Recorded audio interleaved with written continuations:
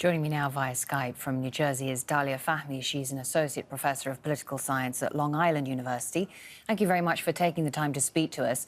So, as you were hearing in Mohammed's report there has been a wave of repression in Egypt, a clampdown on freedom of expression and freedom of speech. What does all this mean for the credibility of the March election?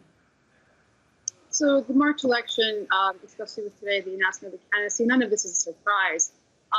President Sisi has been systematically consolidating power around him. We see a parliament today that's returned to being nothing more than a rubber stamp. It was just 11 days ago where the Election Commission announced that the elections would be held in March with the runoff in April. And what we know is that that's just 8 weeks away. And with candidates having to announce by January 29th, it leaves just a couple of weeks to announce candidacy, submit paperwork, assemble a campaign team, campaign for president, and actually get election monitors in place. And so in many ways, this is just the kind of window trappings of the kind of symbolic moments of democracy, which are elections. Will they be free and fair? No, because there's no real contestation. We've seen viable candidates, or what were viable candidates, withdraw or pull out. We have 2 right now that are very weak in nature, but really haven't done the legwork in terms of what it is to campaign. One might be disqualified.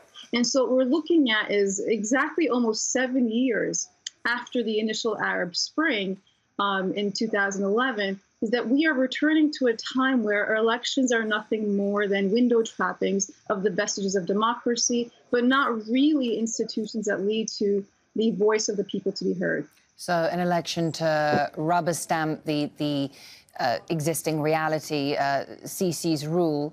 How are people likely to respond, the Egyptian people? How will they feel about this? Well, we do know that in other places where this happens, in post-revolutionary states where people were galvanized, when it seems that there is a return to authoritarianism or oppression, people will not necessarily resist the election, but there'll be very low turnout.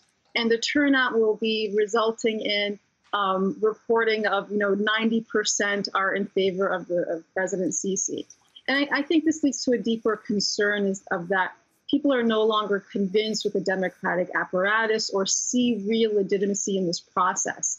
And if legitimacy comes in democracy from the population, when you do not have viable opposition, you start to mistrust the process. And what it seems is happening in this case, or the case of this election, is that they're putting the wheels in place to have a rubber stamp election rather than having a contested election with independent election monitors. So we're going to see in March and in April that we are not discussing whether the elections are monitored and what they found, because we already know the results.